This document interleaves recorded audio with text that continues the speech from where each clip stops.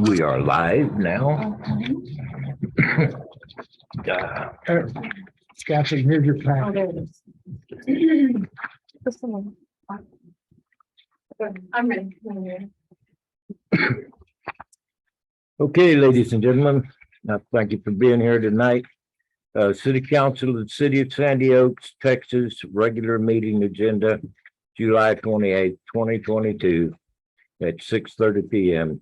Notice is hereby given that a regular meeting of the City Council of the City of Sandy Oaks, Texas, being held today, Thursday, July 28th, 2022 at 6:30 p.m. at City Hall, 22870 Priest Road, Sandy Oaks, Texas, where a quorum of the City Council will be present. All agenda items are subject to action.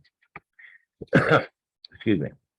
The public will be permitted to offer public comments in person, telephonically, or by video as provided by the agenda and as permitted by the presiding officer during the meeting by signing up with the city secretary at least 15 minutes in advance of the meeting if providing comments in person, and at least 2 hours in advance of the meeting by emailing city clerk at cityofsandyoaks.com or by calling 210-607-0834, speaking telephonically or by video. Written comments may be submitted to the city secretary up to 2 hours before the meeting by emailing city clerk at city. Shit.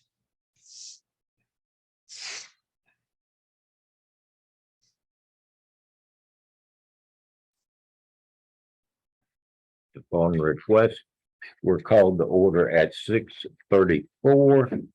Madam Secretary, may I have a quorum call?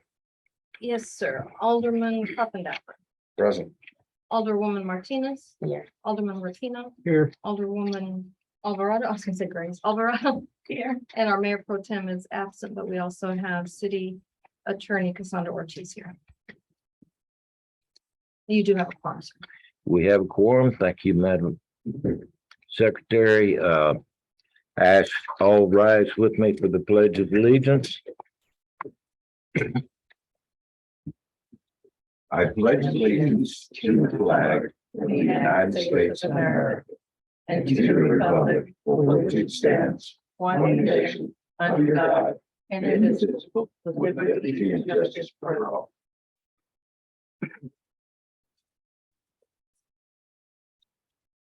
Okay, citizens to be heard. We have Joseph A. Perez, resident of Sandy Oaks, wishing to address council. Mr. Perez, you have the floor, sir. Thank you. I'm the first one to be called, and that means that I can go home and after this and look at my cowboy movies. Yes, sir. Either way, no, the reason I'm here is I'm here to reintroduce myself. I've lived here in Sandy Oaks since more or less 2009, give or take. The reason I'm reintroducing myself is because when I got here in Sandy Oaks, I came in here with a more or less pretty bad reputation. And I've stood my ground. And I think there's a lot of people nowadays that they can more or less back up my character. I signed up here, reason being, I'm wanting to volunteer some of my assistance pertaining to work, any kind of work. I guess what I'm saying is I finally gotten tired of being at home doing nothing. You know, I'm disabled, but I do have 35 years of professionalism behind me. After those 35 years, I ran into some political and legal problems. And I think I've got them under control now to where, you know, I can kind of concentrate. And if I get into some sort of professional work that, you know, I can be of a profit to them. That's the reason I'm here. Okay, thank you, sir. I'd like to add to that, you know, my experiences lie in AutoCAD. And at that time, I only had AutoCAD experience. When I went through some legal problems and was wrongfully incarcerated, I took some schooling there at the county jail. And I did take some schooling pertaining to Word, Excel, and these are only introductions. PowerPoint, there's another one I don't recall right now. But like I said, that the 35 years that I did, drawing blueprints, on commercial buildings, that professionalized me enough to where I feel confident working in a professional environment. The kind of volunteering that I'm wanting to do is sticking to that. I'm already old, but not that old to where, if you guys are gonna try and, if y'all, if I do succeed in this, no, I am not gonna do any outside labor work. I'm past that. I've done that in my younger years to where, like I said, that right now, I feel that, I'm only wanting to stick to what I'm capable and what I know that I'm capable of. Professionalism work, being clerical, assisting, someone administrating. In construction work, my younger days, I was in charge of a 3 and 4 man crew, sometimes even a 5-man crew. Mayor Fillinger. But that was my younger days. Okay, Mr. Perez, we have a limit of Like 3 minutes. 3 minutes and you've made your 3 minutes. Okay. I want to thank you for your offer of volunteering and some of the very rough plans we have, we very well may be calling on you for your service. Okay, thank you very much. Did we have another? No, sir. No one else? Then we I'm gonna go shall home and pick up my remote control. have a good evening. Cowboy movies. We'll- Have a good day. Thank you. We shall move to agenda item number 4, mayor and administrator announcements and updates. I failed to print copies of what you asked. Ma'am? I failed to print copies of what you asked. That's okay. Okay. Uh, There has been some question about the road bond and where we're at on that issue. I talked to the engineer last Friday and he said they were about 60% complete. The surface survey of the road is complete. He was waiting for the geotechnical survey to continue to complete the engineering plans. And as luck has it, the geotechnical survey arrived Tuesday evening. So they will be able to complete their engineering plans and they're predicting that the project will be ready to go out for bids in September. The geotechnical survey shows New Mathis Road to have base materials between 7 and 10 inches and asphalt materials between 3/8 and 3/4 inches. Flat River Drive base is between 7 and 8.5 inches and asphalt is 3/8 inches throughout. So we have a good base down for the streets, but the asphalt's kind of thin. As they repair and recondition, we will increase the asphalt to a more reasonable number for the amount of traffic we have on New Mathis Road. The TDA drainage grant is still moving forward. Catherine and I are getting really tired of signing and mailing things. There is more to sign for this grant than there is to buy 3 houses And 4 cars. and 4 cars.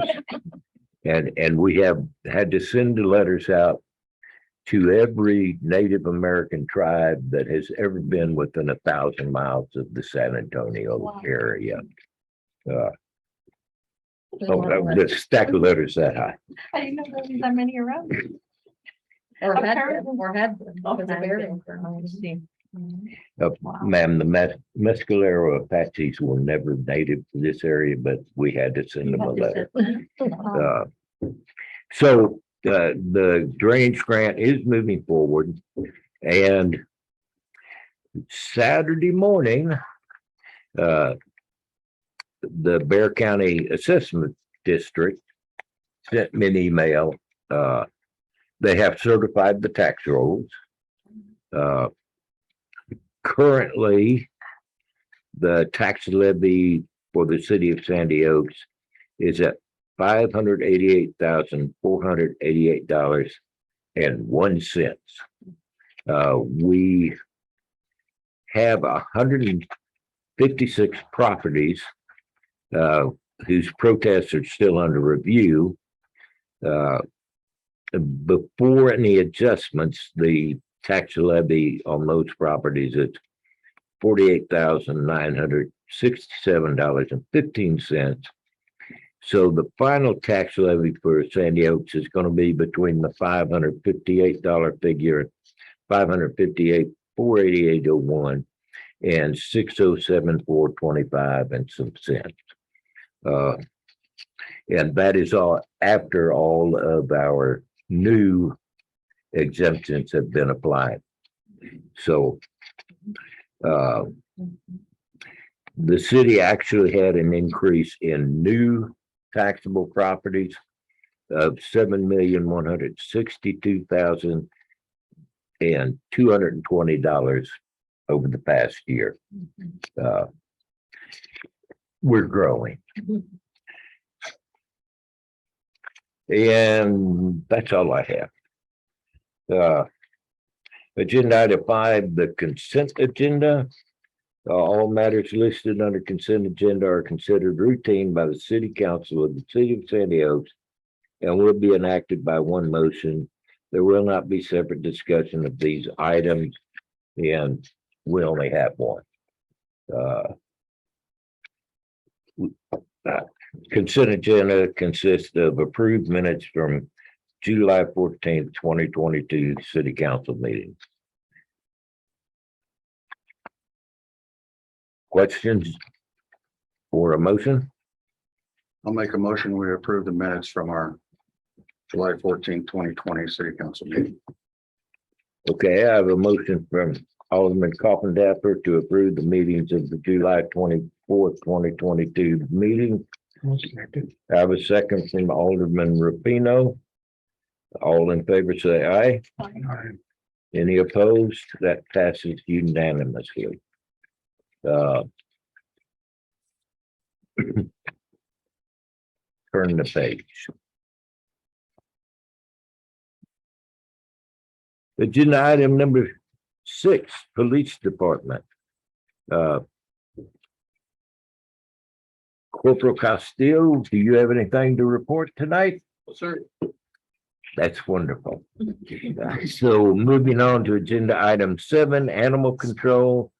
Updates and announcements from Animal Control Advisory Committee Chair Alderwoman Debbie Martinez with possible discussion and or action. You have the floor, ma'am. Okay. We still are having an issue with getting volunteers, Yes, ma'am. and I know Priscilla's getting pretty well wore out. Would it be possible if we could get like contract labor? We will have to discuss that, ma'am, but I think it's not possible. In the past, we may have misapplied the label contract labor, and to avoid any issues, any additional contract labor will be by honest to goodness contractors, and we will establish a job. We won't set their hours. We won't provide supervision. So no, at this time, it would not be Okay, feasible unless the Public Works Director wishes to contact a temporary labor service and speak to them about a general laborer to work with animal control. That's my recommendation, ma'am. Because with that type of move, if any coverage for insurance and stuff is paid through the Through the temp service, temp yes, ma'am. service, yeah. They're still not- Workman's comp, taxes, social So all security, that's and, covered for and them. all of that is covered at one rate. Was it, I think it was Alderman Coffin-Duffer and I were talking about that. Was that you and I? Yeah, about considering that, then bringing them on. It is an option. No. I was thinking that maybe we could consider and maybe bring to the agenda, community service. That is also an option, but then we have to provide supervision. Right. And Like, but I thought within the hours of public service attending, because I know she does that like mine, because we have no one. I thought Yeah. maybe, well, at that time, she could say, I designate the hours from 10 to 12, we're gonna clean out this stuff, so maybe the community service portion can be served then. It's an option. but generally speaking, when you have somebody on community service, you'll tell them, be Sure. here at 8 o'clock, Sure. and they don't want to come for 2 hours of service. Mhm. They want to get at least All day. 8 hours Uh-huh. and get it out of Get their out. life. Designate one day for themselves to do it.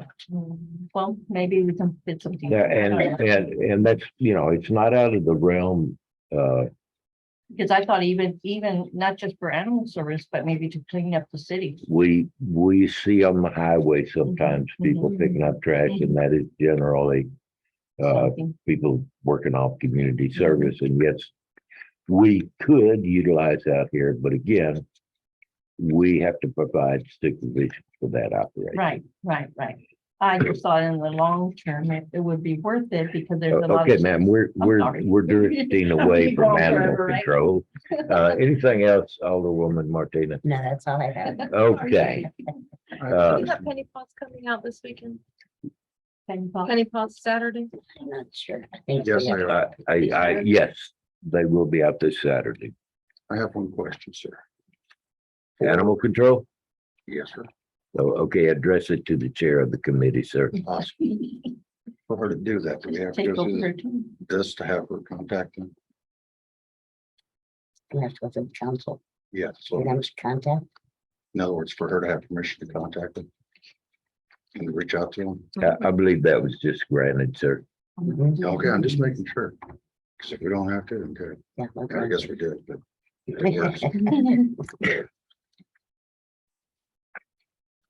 Other questions, discussion concerning animal control? No. Okay, then moving right along to agenda item number 8.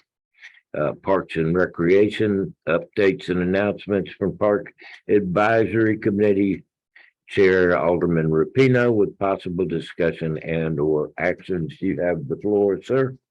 I just want to announce that on August 2nd, we will have our next meeting, and in this past week, the mayor and I met with I guess a salesperson or to discuss of them providing I guess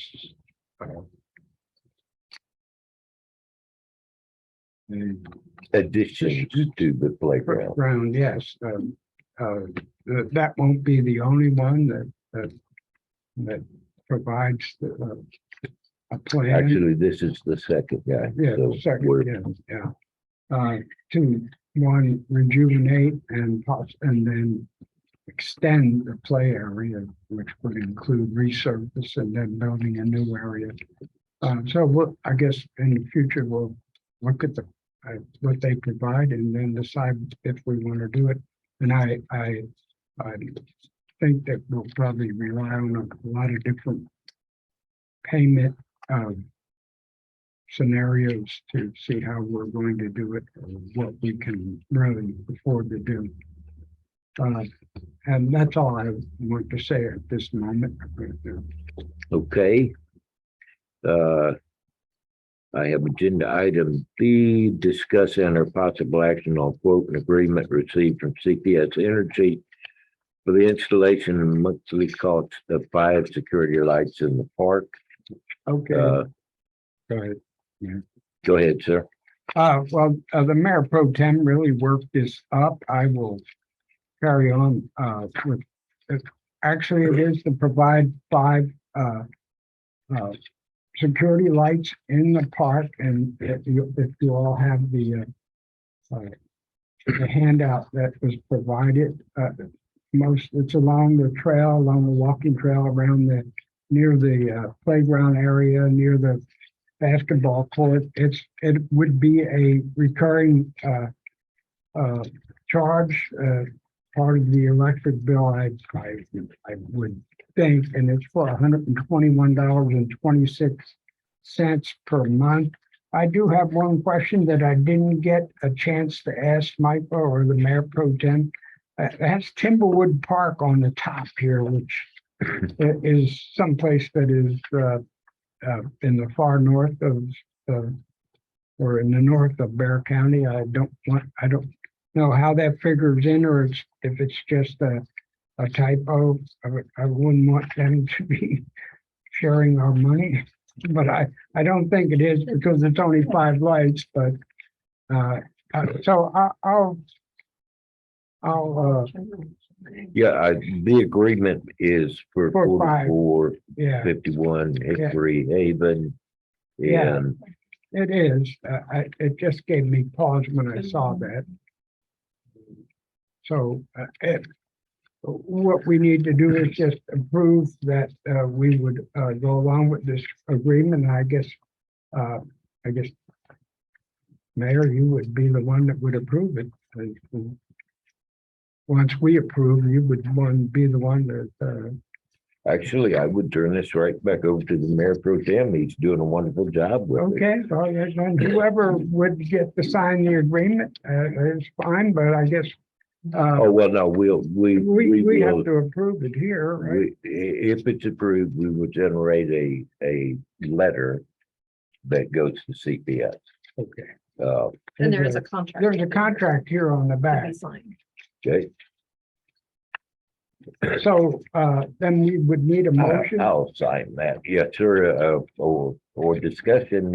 Everybody look at the pictures and know what we're gonna do here. Ma'am? I was looking, I just want to make sure the 5 locations were on Can we- there. So I just see the one. Yeah, there- Can we give the attorney time to review the contract before we Absolutely. sign it, and then if he's Yeah. okay with it, approve it? So the poles are already in place, and I was reading in there that we're responsible for trimming back any trees or anything. Yeah, we're responsible to trim the trees back. You mean with What the is their contract, starting have all time the on? names? I don't know Yeah, that. that's- I didn't get. that would be- Because I didn't know, There would have to be. do we have a tree issue down there where the poles are at? What's that, sir? I don't think so. Yeah, it looks as though one may Yeah, be an issue, and it would be an ongoing thing too, out on the part of the trail. the top part of the picture there. I Over to see the it. far right, The end of those the 2 trail. lights, the one above and below, Yeah, no, possibly the one below, I don't know. no, the one below there is pretty much wide open if they place it there. What's our plan for addressing that issue, Tom? We would just have to trim the tree back. I would say.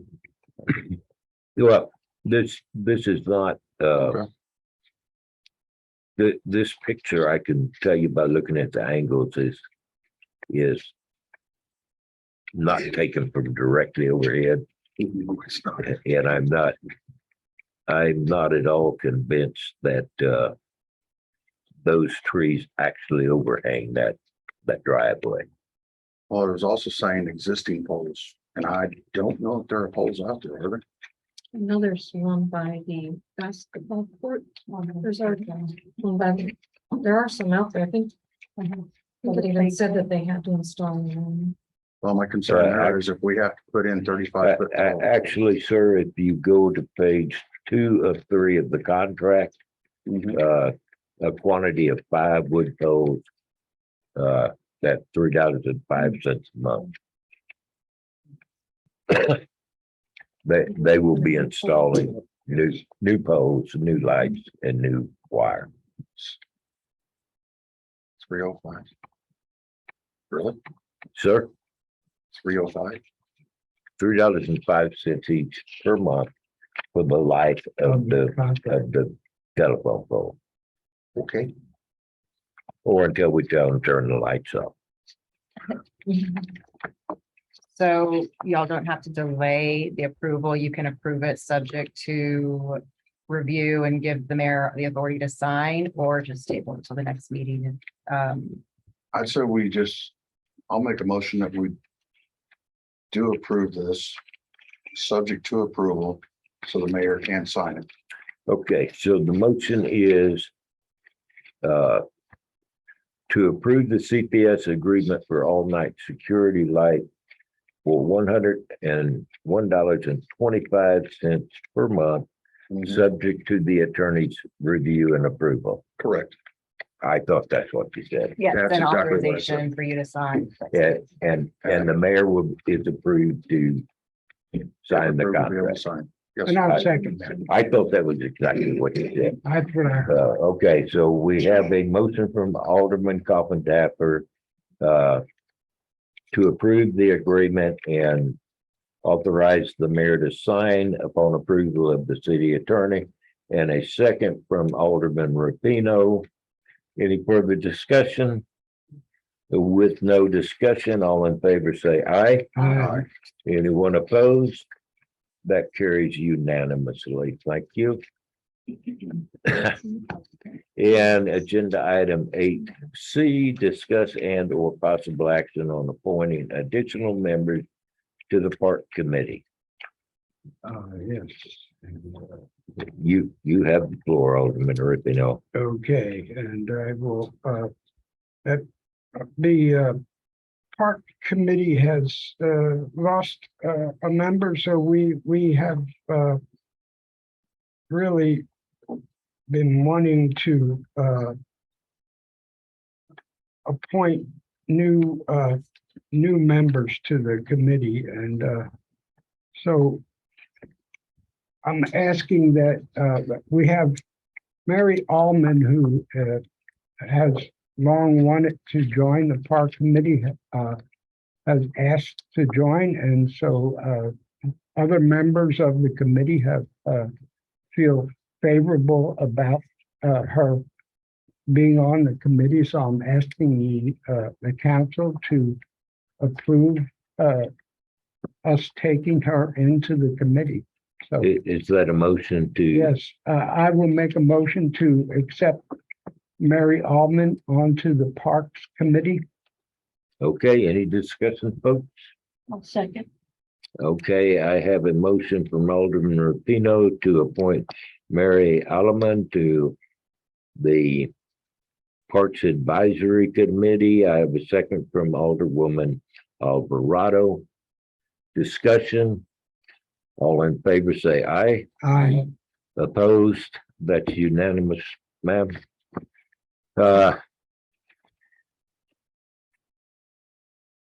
Agenda item 8D, discuss and or possible action on quotes received to replace one HVAC unit in the community center. I don't know about our public works director, but I called about 8 contractors to come give us a price. 3 of them said they would be right out, and 1 of them showed up. And just be honest, that's about the standard batting average for trying to get help out here. We did receive 2 quotes. The first one we'll discuss secondly. The second one I want to, I want to bring to your attention. The second quote from Frank Garcia with Airstrike Air Conditioning is the lower bid. However, looking at the reports and complaints, he's had a number of complaints about either not completing work or not making agreed upon repairs. I called him and asked for what brand of air conditioner, and he was going to call me back. And that was last week, and I still haven't had a call back. Well, There are good air conditioning brands and there are not so good air conditioning brands. And if he won't give us that, if he won't give us that information, we don't know if we're looking to purchase a Honda 50 motorcycle or a Cadillac. I was gonna ask, did you look them both up on the Better Business Bureau as well as their reviews? Well, actually, that's where I found reviews there and Yelp. So I have a couple of issues, and when you go into the description, remove and replace with new 410A, which is a type of refrigerant. The next phrase, 14 SEER. Wall pack units are not rated in SEERs. So I don't know where that number came from, but it's not applicable to that type of air conditioning unit. Yeah. So my consideration is we disregard this bid as being non-responsive.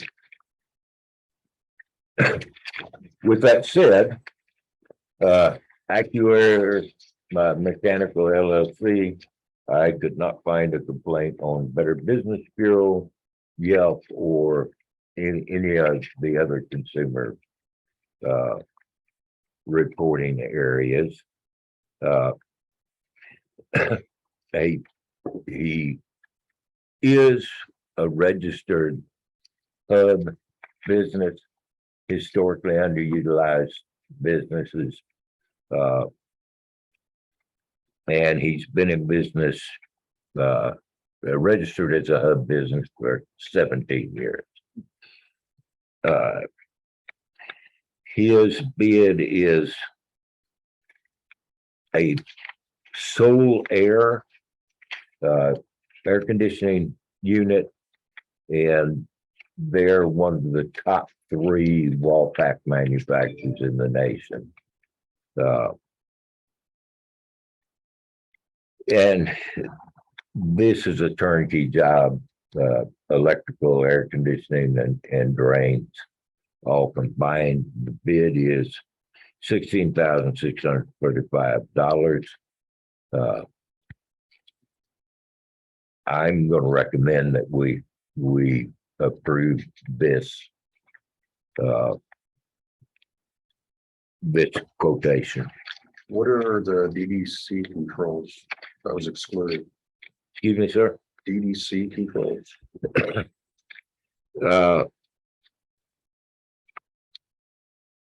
It's where it ties into ventilating systems to fresh air, not air.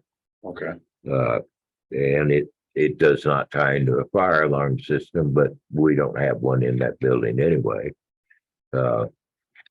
And unforeseen issues possible, but not very likely, because this is a inch for inch direct drop-in replacement for the unit that's there. What kind of warranty are we looking at? Standard warranty on the wall pack is 1 year parts and labor, 10 years on the compressor. Well, 1 year labor, 5 year parts and 10 years on the compressor. 10 years on compressor. Yes, ma'am.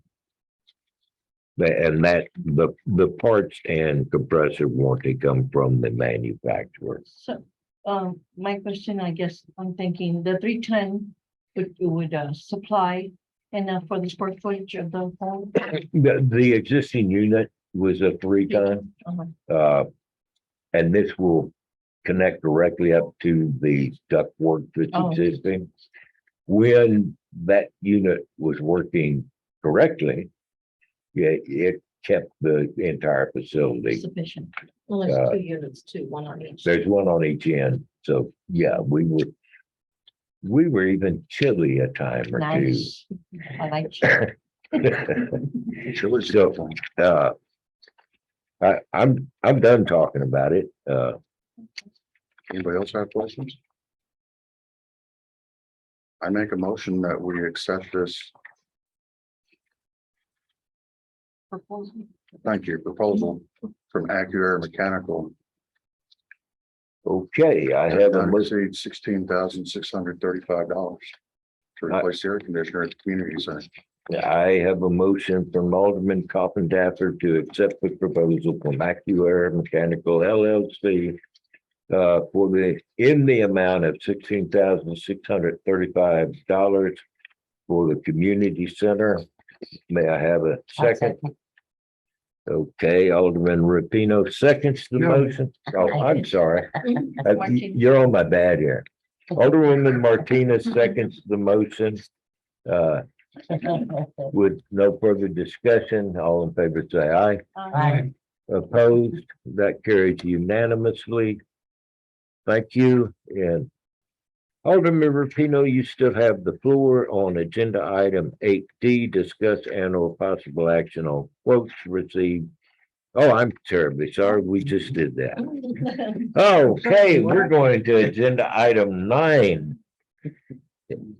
New business. 9A, discuss and or possible action on quotes received for the purchase of a new refrigerator for City Hall. This has come about when we moved from our old City Hall to this facility. We moved the refrigerator also. Since then, we have had quite an increase in staff. And the little tiny refrigerator we had at the community center is just not servicing the needs of our employees. So we have looked and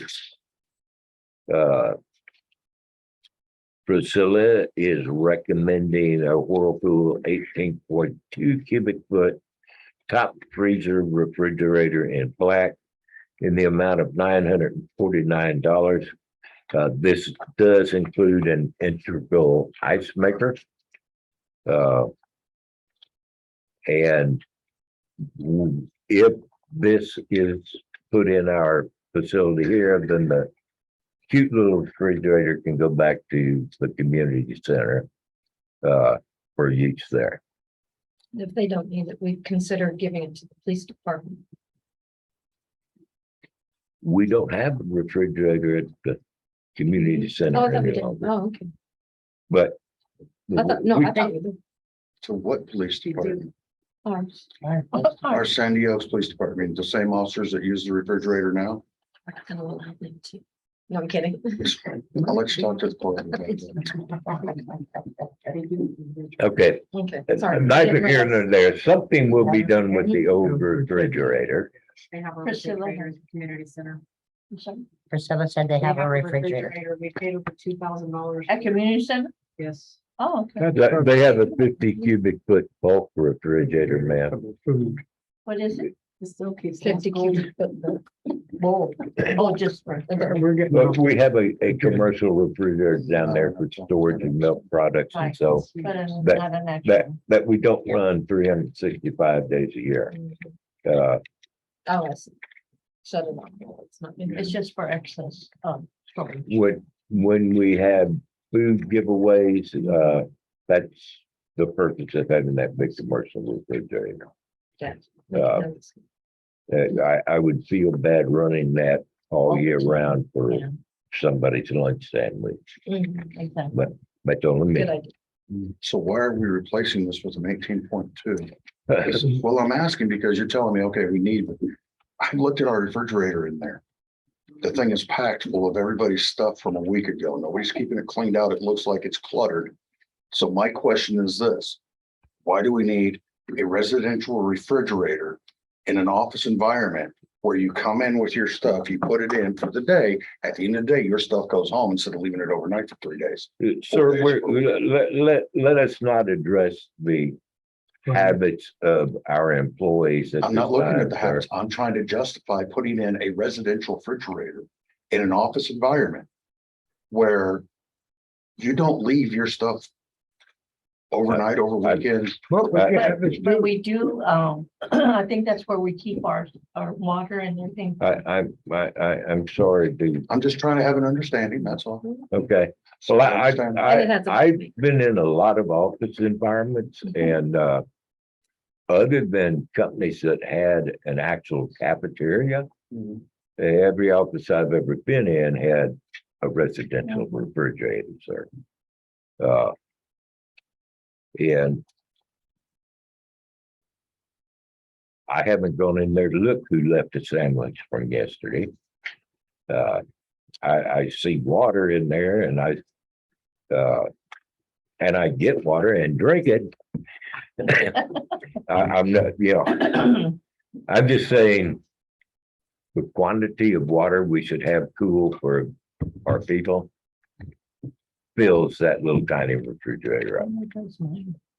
And right now, with the weather and everything, the only ice that we have for when they, excuse me, when they go out on the streets, they have a, medium-sized ice chest.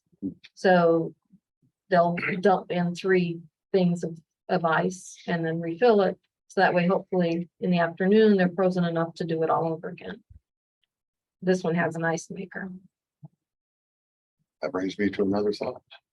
I'm on board with this if we can keep both of the refrigerators here so one can be guaranteed to be used strictly for water and ice making. Because of the weather that's known down here in this part of the country. Well, That'd be my request. That we keep both of them. But they need one at the community center. I So think we we need just one at the need to see how it works. Yeah. Okay, Let's we'll forget take it. community center, get this one. I'm good with that. So who wants to make the motion or shall I have a question though. Does this amount include the installation for the water for the ice maker? Should we do a not to exceed? A line? I would venture to say, and we're gonna get into this in a little while, Okay. okay?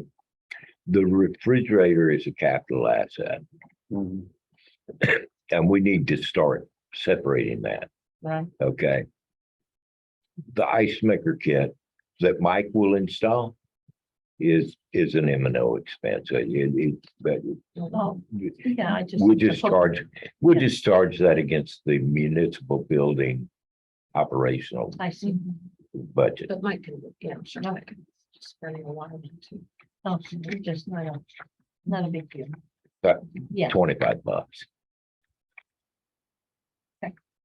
So if there's no further discussion, I'll make a motion that we approve the purchase of a Whirlpool 18.2 cubic foot top freezer refrigerator in black for not more than $975. Okay, and would you authorize the Public Works Director to handle that transaction? So, I would authorize the Public Works Director to handle that transaction. okay, then I have a I'll second the motion motion. from Alderman Rapino to Approve the purchase of an 18.2 cubic foot top freezer refrigerator in black not to exceed $975 and authorizing the Public Works Director to complete the transaction. And Alderman Coppendaffer seconds the motion. All in favor, say aye. Aye. Opposed? That carries unanimously. Have to get my glasses back out. Remember I stuck them, Is that thing? not there. I guess I don't need my glasses. I will just squint. You can borrow mine. if you want. Yeah. Okay, agenda item 9B, discuss and or possible action on quote received from Beluga Air to replace 1 unit's compressor. Actually, I believe the quote is to replace 2 units compressors. Both, Yeah, both, one each. yeah, let's see. No Said he would leave a times separate two. estimate for repairs. And- I thought it was just for the one. and Did- Also the recharge. 19.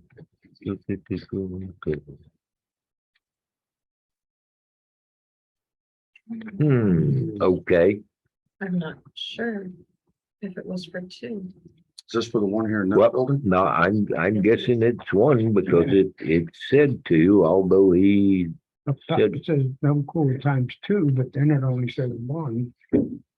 yeah, On your it does board. say no cool times 2 at the top. Just the estimates for. But it shows 1 compressor and 1 system recharge. Too long. I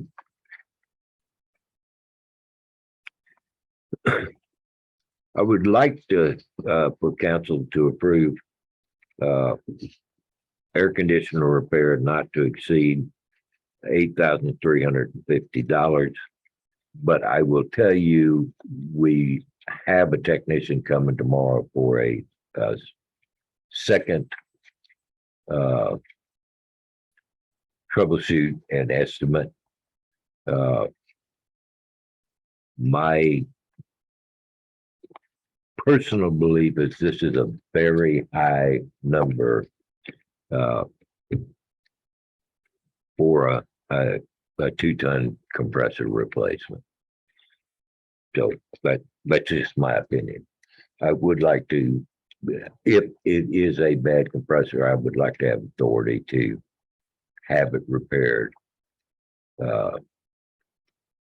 prior to our next meeting. With a not And to this is exceed for the number. city hall? It doesn't say anywhere. Yeah. Yes, this is for City Hall. So how Who's do you- coming out to give a different estimate tomorrow? What do we expect it to be? Possibly.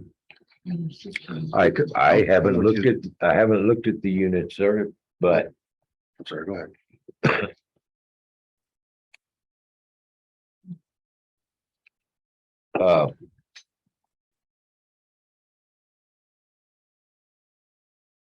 I spoke to the young technician and I just don't have confidence that the compressor is actually the problem.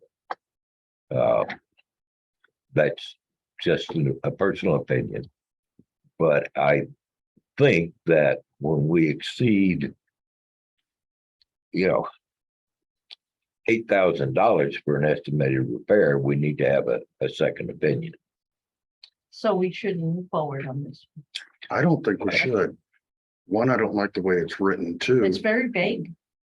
well, it's mentioning 2 and then goes to 1. A compressor, a new one on that other system that we just approved for down at the park. That's got a, 10-year warranty on it? For some part? Yeah. The compressor.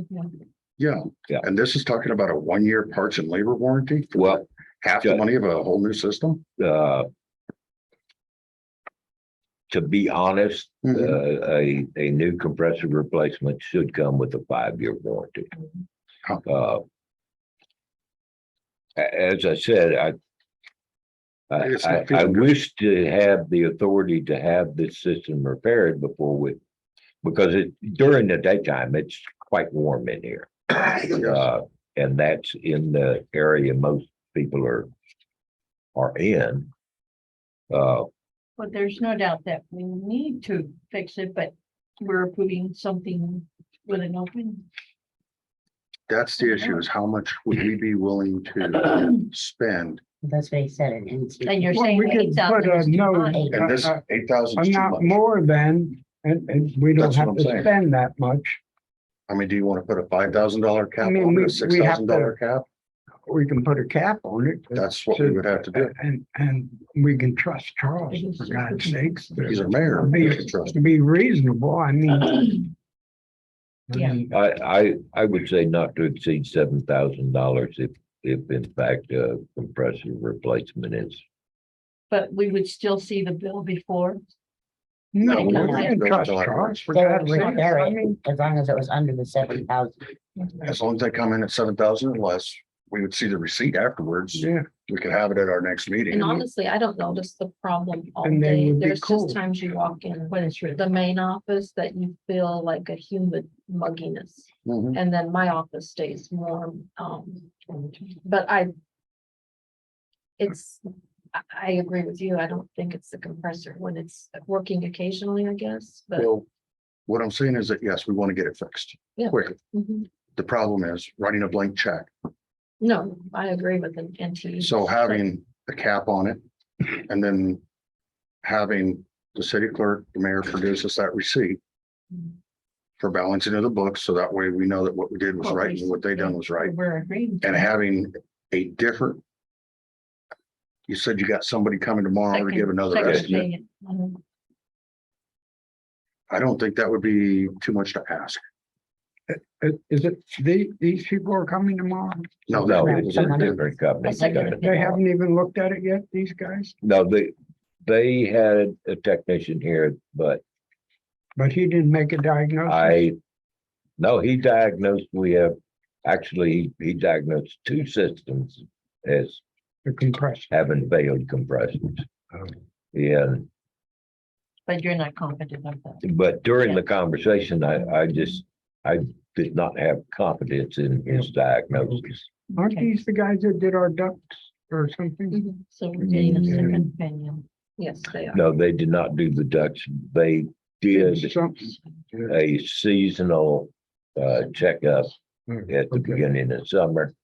I think they also installed that UV. And they did install the UV sanitizing system. So All right, so we'll see what the new guys say, but I think we ought to give you the authority to, up to a point, Not to. get the thing repaired. okay, so let us have a motion and a not to exceed number and authorizing me to, I'll make a motion that we give the mayor the authority to find somebody to fix the air conditioner of the main building, not to exceed $7,000. I'll second it. okay, I have a motion authorizing myself to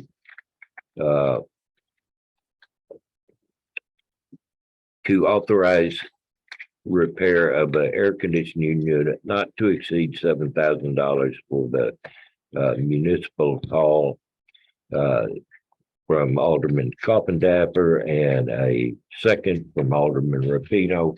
All in favor, say aye. Uh, Opposed? That carries unanimously. Okay. Item 9C, discuss and or possible action on implementation of Apple Business Manager on all city iPhones. This was brought to us by our IT guru, Sherry. Some of the phones are getting updated, some of them aren't. Some of them are on the latest and some of them aren't.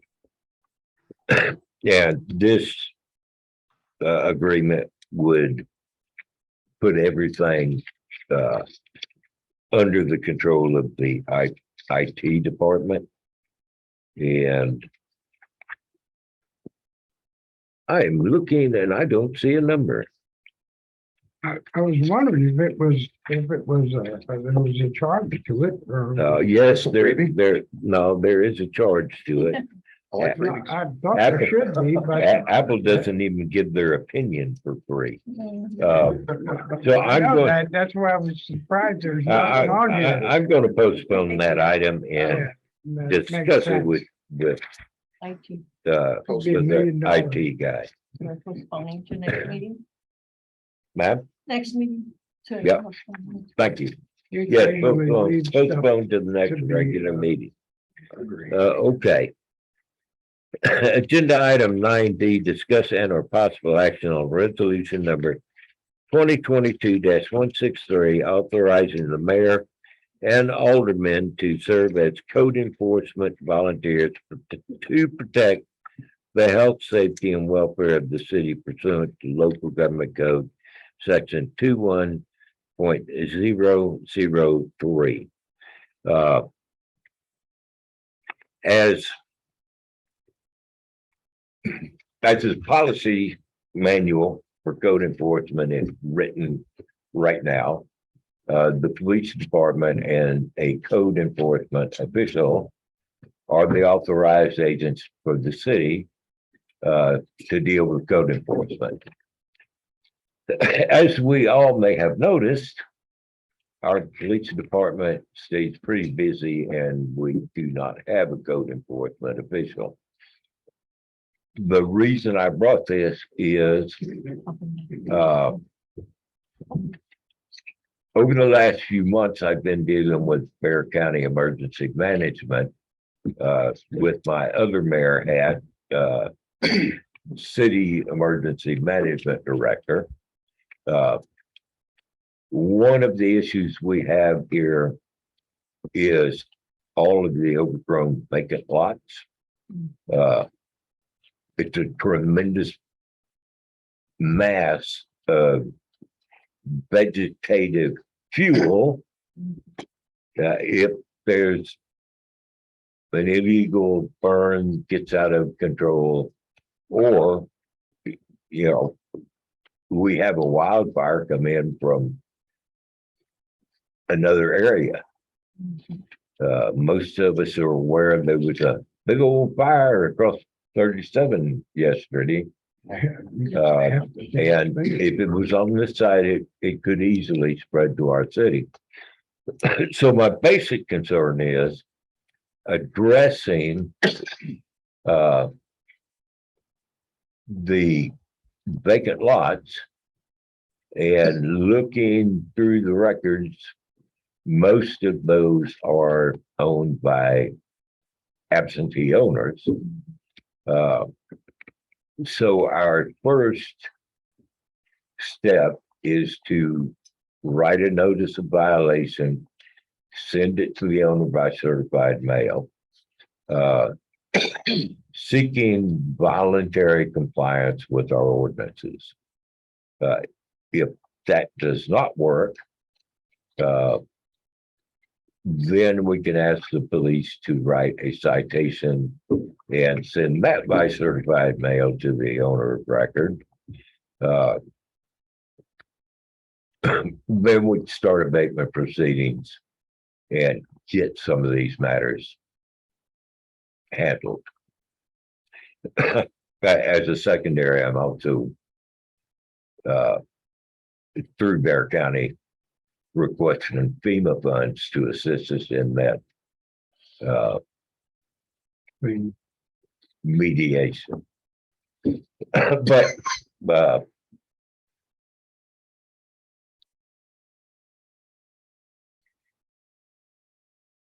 my feeling is we need more boots on the ground. It doesn't take a police officer to notice a big pile of trash in the yard. And the first step of enforcement is either to go to the door and tell them we have an issue, or to send them a letter and say, we have an issue. But when it comes time to write a citation, animal control doesn't have the authority. Code enforcement doesn't have the authority. Under Texas law, only a licensed police officer can write a citation. So we can assist our police department in cleaning up the city by stepping up and writing a notice of violation. It's a form. It's not hard to do. My thought has always been, you know, 5,000 eyeballs are better than 2. In this case, 12 more eyeballs looking at egregious conditions might help us to move forward. And you know, I'm not downing the police department. They handle fires. They handle, you know, animals, 2-legged and 4. Do you have to cut their hands off? They have more than a workload. And as I say, as the emergency management director, I'm way concerned about the fuel load we're carrying out here. So my recommendation is to adopt resolution number 2022-163, authorizing city officials to voluntarily serve as code enforcement officials. And that doesn't mean anybody has to. It just means they have an opportunity to. So There's no- essentially, we're assisting in the process by initiating a violation. Yes, ma'am. And they would enforce it by issuing a citation after, if no response. If we could not receive voluntary compliance, we will proceed with the abatement procedure through the court. But we will ask the police department to issue citations. Okay, or do we have, after we send the written violation, 30 days, what are we giving them? It's in the ordinance. Oh, it's- Yeah, it's each. Okay, when we talk about code violations, ordinances are the city code. So different ordinances have different response times. In the case of the weeds, it's a 10-day response. Now, if an owner calls me and says, I can't do it in 10 days, but I can be there in 14 days, Right. that's a reasonable response. If we get no reply at all, then we have to Obviously proceed ignore forward. Mhm. So There's no more discussion. I'll make a motion to accept resolution number, adopt resolution number 2022-163 to a resolution of the City Council of the City of Sandy Oaks, Texas, authorizing the mayor and aldermen to serve as code enforcement volunteers to protect the health, safety, and welfare of the city pursuant to the local government code 21.03003. I'll second. okay, I have a motion from Alderman Rapino to adopt resolution number 2022-163, seconded by Alderwoman Alvarado. If there's no further discussion, all in favor say aye. Aye. Opposed? That carries unanimously, ma'am. Meg Bellinger, I wasn't here when you skipped the previous items, but we do have Jerry. Okay, We should have them be left. he left, okay. May I request a recess? Yes, ma'am, you may. How long? 10 minutes? Okay, we will be going into recess for 10 minutes. And we will reconvene at 7:47. I just- Oh, not the time. Good airplane. Time is 7:37. I was saying 37.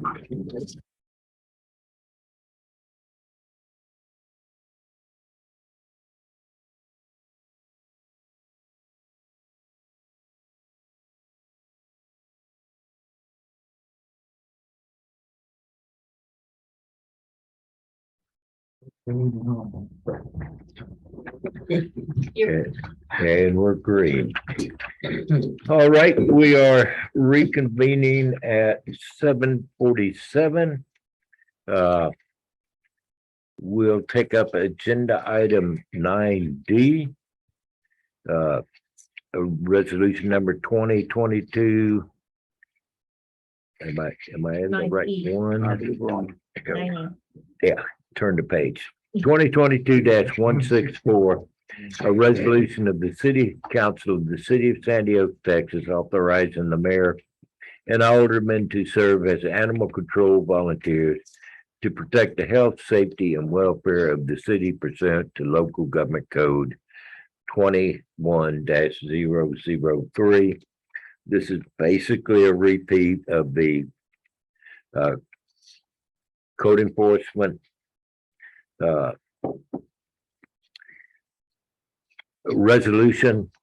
The city council actually considered this back in 2015. At that time, we had an alderman that on his own time and own dime went and got certified as an animal control officer.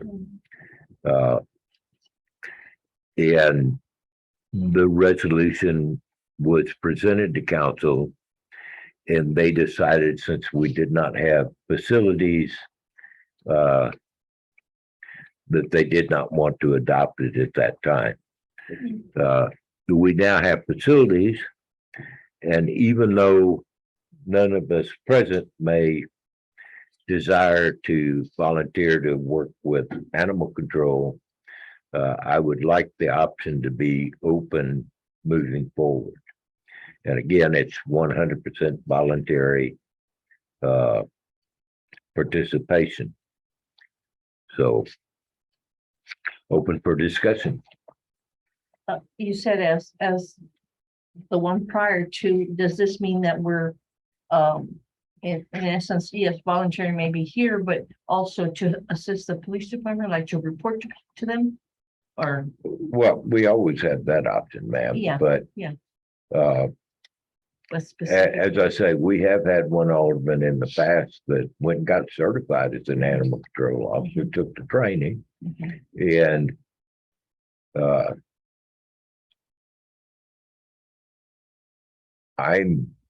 I'm wanting to leave that option open for the future. Yeah, So that we don't have to address these issues okay, again. okay. We are still advertising for code enforcement. We are not at, for animal For control, animal yes. controllers, I mean, yeah. And I did have contact from a gentleman today Oh, good. that expressed an interest. Uh-huh. So Okay. that's neither here nor there. No. Let's deal with the resolution. No, agreed. I just wondered to know. There's no further discussion? Can I just ask one question just to clarify? This doesn't mean picking up a dog and bringing it to the facility. It means If maybe educating. they learning. feel qualified to do that, then they can assist the ACO to do so. Because they have the option to take the. They have the option to take a class. No, or I if- understand, like, we're not like, No. all of a sudden 5 council members show up with a dog each and we have no room for them. No, that's not Okay. gonna happen, ma'am. I can guarantee Tom and I will not be bringing dogs. Okay, as long as we're not inundated with dogs because everyone wants to come. No, this, like I said, it just gives options for the city to Uh, as employees, you know, you can help any member of the team here.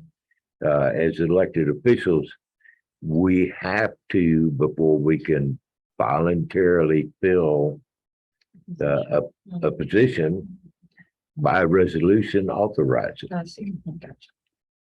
Okay. Well, if there's no further discussion, I move to adopt the resolution or approve. Adopt.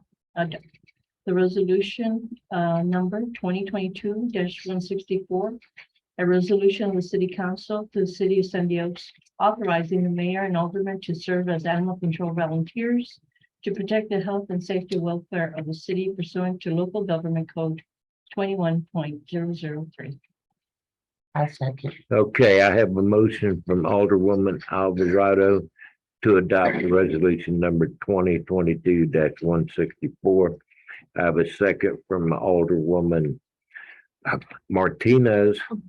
If there's no further discussion, all in favor say aye. Aye.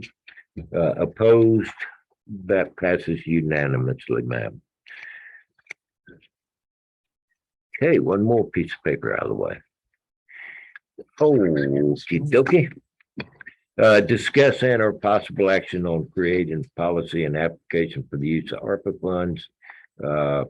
We're going to postpone that.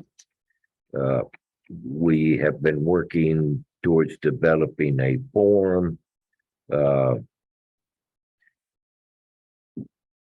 Should I And consider putting it on the next meeting or? we will postpone that to our next regular meeting. As long as we're talking about ARPA funds, let's go to agenda item 9J.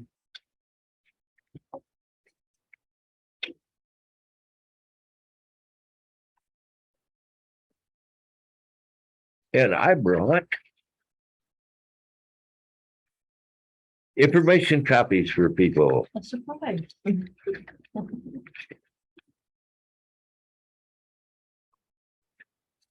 Okay. I'm not doing well with this. You admitted it. If you would, ma'am, there's two forms and my hands, for some reason, are so slick, I can't pick out a piece of paper.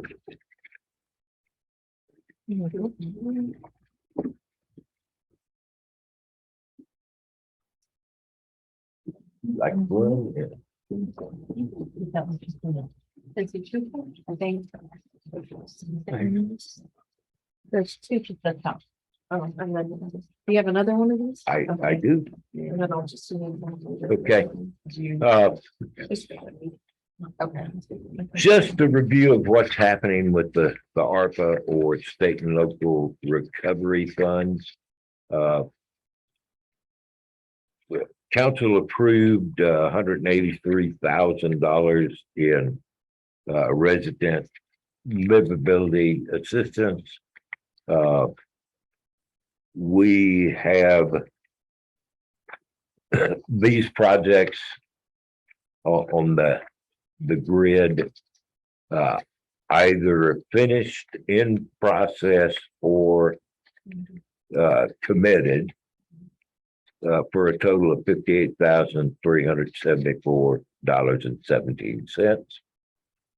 The page with the colored highlights is where we are altogether in our ARPA funding. On the left-hand side is all the approved commitments.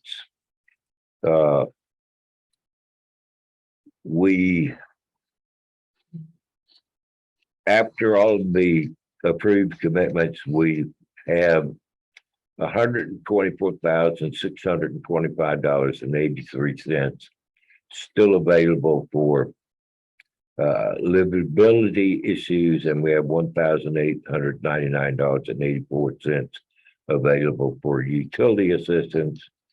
Our total uncommitted ARPA funds are at the bottom right we have $181,763.42 in uncommitted ARPA funds from our first tranche. So I don't think that needs any action unless someone wants to castigate me, but that's the status of where we are today. Each one of these projects, were they multiple to different people, or was there a few families that needed multiple smaller projects? There were, in fact, some persons needed more than one bit of assistance. Some people only needed one little thing. So You listed them as separate projects. yeah, we treat each of them as different. If we have to have a different gradient, we consider it a different project. Works. So Do we still have people coming forward? Wanting more help? we Good. do have a few. It has slowed down. I don't have to. You got two more, and I have one more. Mhm. I would like to address. We we still don't have a policy. Other than when we approved the resident livability program, the $183,000. We limited that at that point to seniors and handicapped at or below the federal poverty guidelines. I've reviewed the ARPA guidelines. They say we can offer services to individuals and families up to 300% of the poverty level. I'd like to discuss that because, excuse me,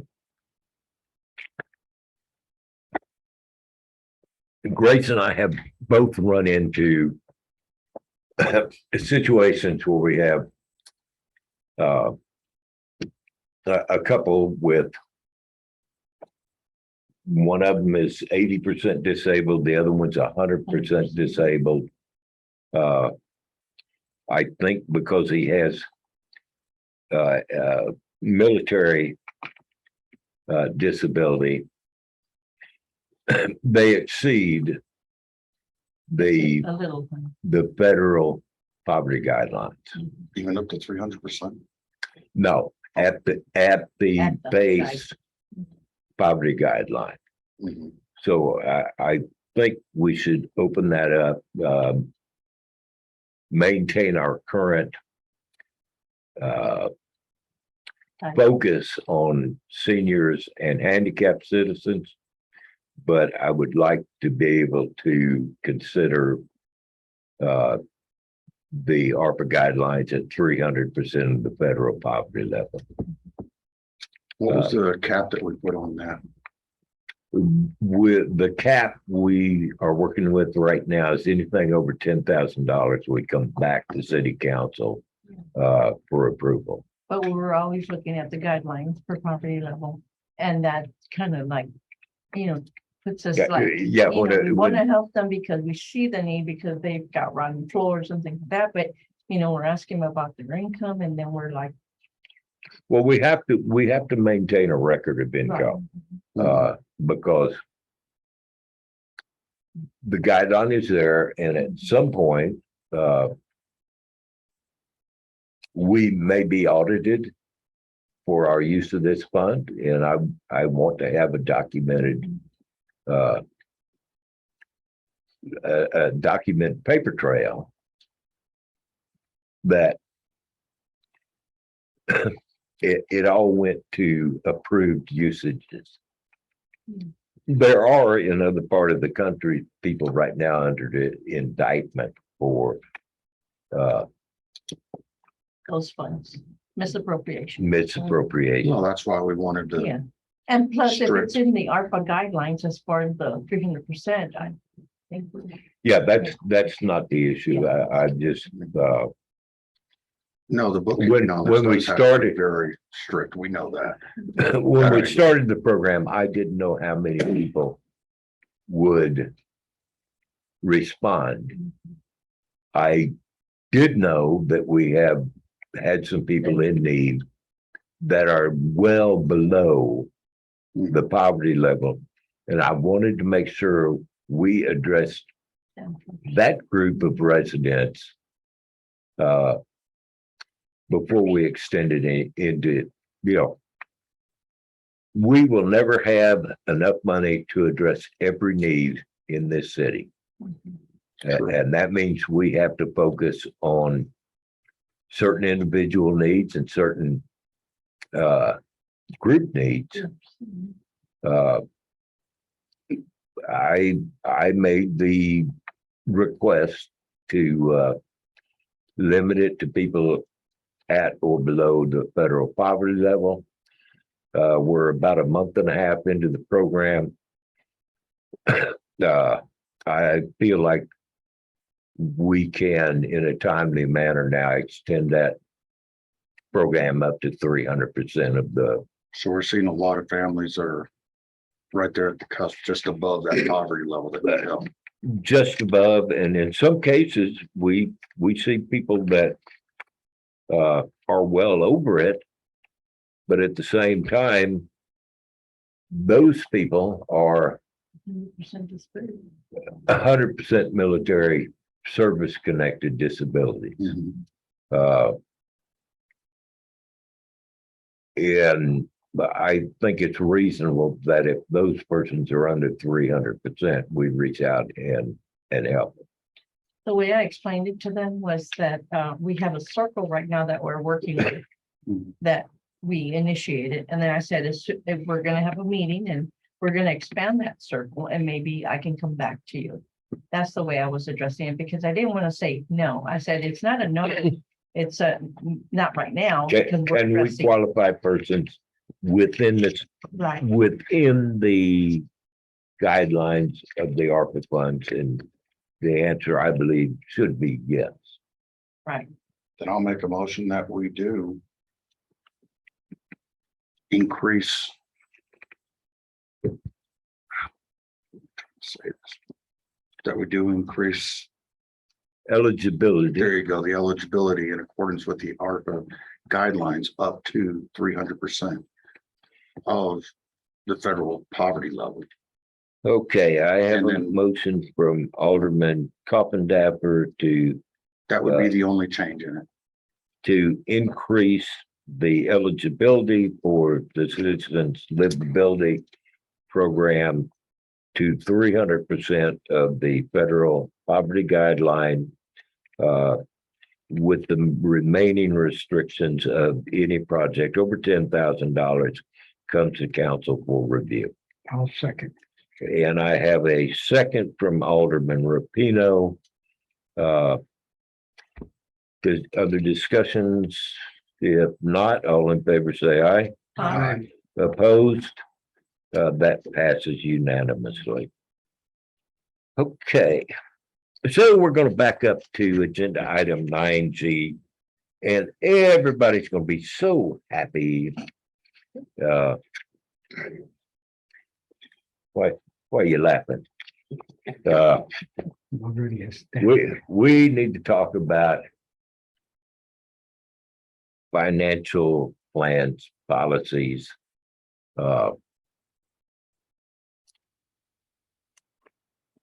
Cities, like human beings, have stages in their lives.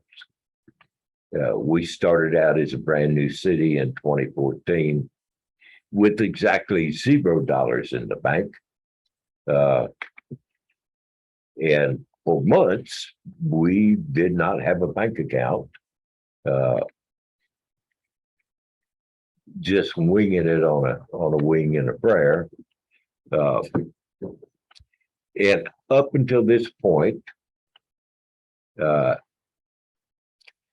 city has basically operated on an M&O budget, which means maintenance and operation budget. A few years ago, we passed a road bond. So we had a new bank account for the road bond money. And then we had ARPA funds delivered last year, so we got a third bank account. And now we're working on a fourth bank account to deal with the TDA grant. When we received the auditor's report, he recommended that we, because we are using QuickBooks, that we set up books for 4 different companies, one for each of those accounts. I've been on council for a while, and every year we get advice that we pay from the auditors, and it's very seldom followed up on. So we, as a council, need to start developing a financial plan. One, we need to listen to the people that we pay good money to, and implement their recommendation in our financial planning. Okay, number 2 is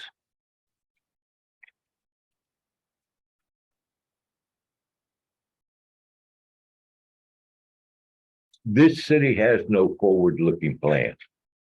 Okay, we plan on getting a budget approved prior to the end of this fiscal year. Okay. We don't plan any farther than that. Most of our forward-looking plans is we're gonna have another council meeting in 2 weeks. We have facilities now, and that means we need to plan for facility maintenance and other things. So my point is, city council needs to consider where we're going to go with that. And that's all I want to talk about. And 9G, we also need to develop a purchasing policy.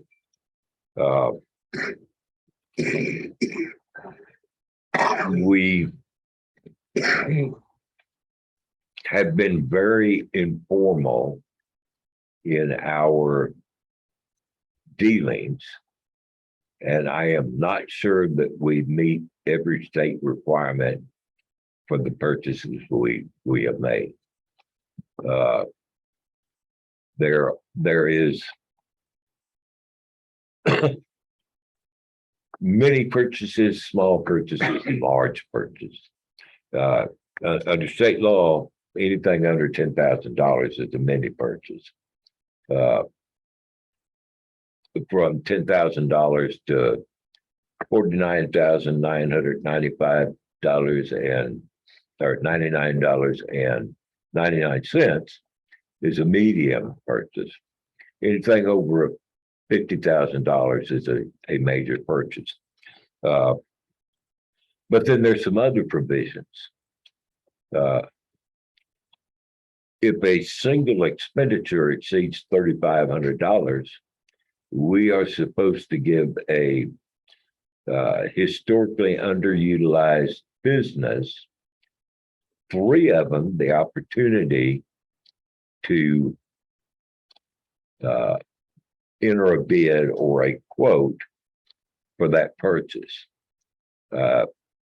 I try to do that on all the contracts that I recommend we proceed with. our air conditioning contract is going to a hub contractor.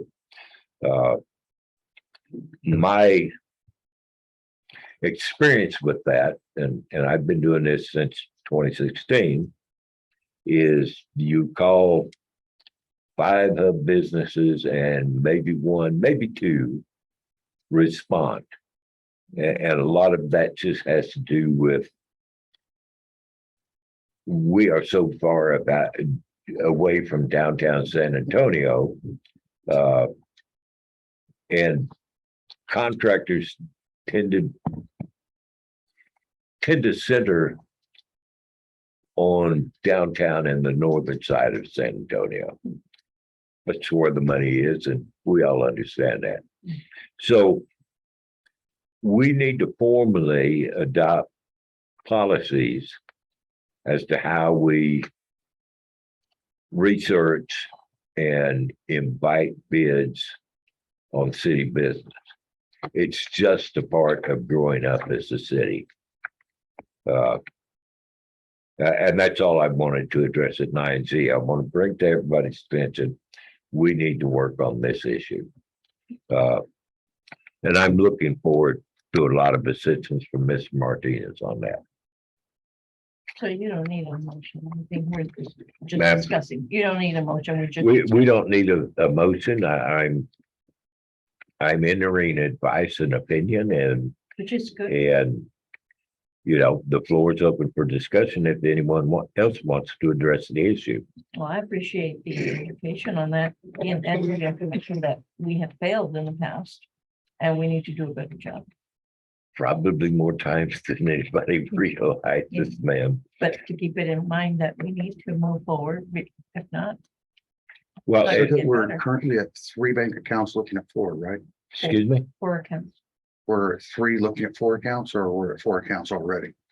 We're at 3 and the 4th one is under development. Is that correct? Okay, then Yeah. yes, the idea of having separate QuickBooks for each one of those, definitely a must.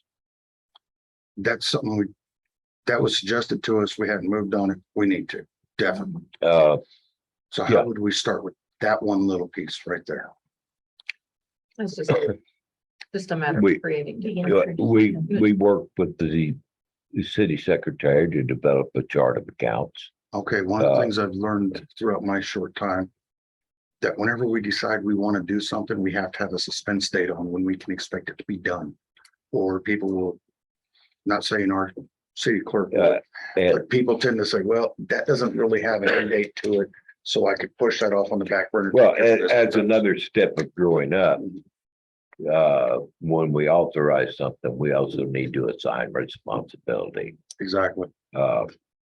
And many times that responsibility needs to be either the mayor or one of the aldermen. Okay, So, I mean, that's something I'm thinking about that we do. Somebody's got to follow up on it to make sure it's being done. as I say, I'm just opening the floor for discussion and I feel that those expenditures, Mhm. it's automatic that she's gonna set them up, because if she has a expenditure for a certain account, the account has to exist. So I have confidence that she's gonna I'm sure our city have those clerks accounts will. in place. But the other part of it is I'm looking at is how many of these expenditures that happen throughout this office, throughout the government that we've Oh, got here, yeah. has to come to us all the time. Should there not be a budget for the city well, clerk? Should there and not? that's That's what I'm what I'm saying. We need a policy. Financial plan. We need a policy given every department Well- a certain budget with a certain amount. What we're When we- talking about when- is a plan, and you guys are Yes. starting in the middle. We need to have a plan and then go down the line. Bank accounts, purchasing.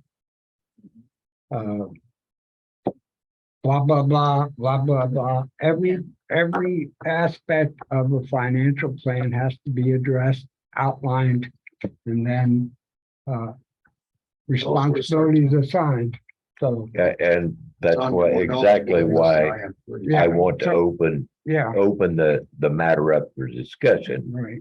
Uh, I'm just asking, please tell us where to start. We need to look at. That's what I'm saying. We need to form a committee or something to outline all this because one person, we need guidance to do this. We just can't start shooting, okay.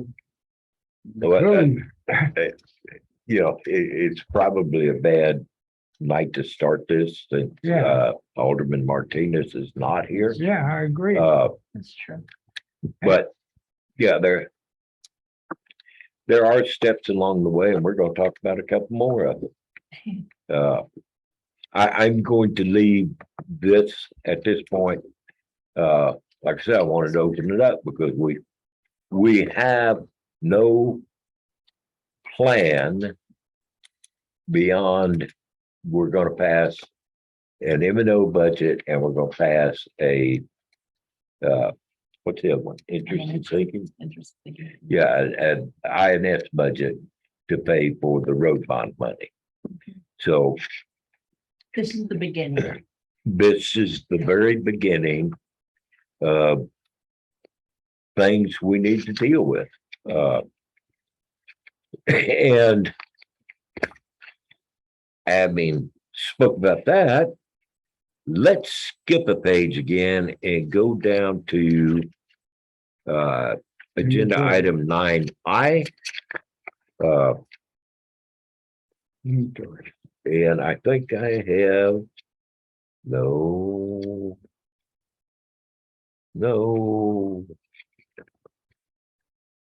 Okay.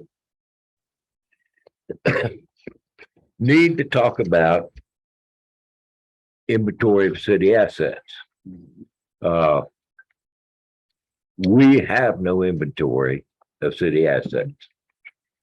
We have some things on this list and we have some things on that list. And we have some things on another list, and Priscilla knows some other things.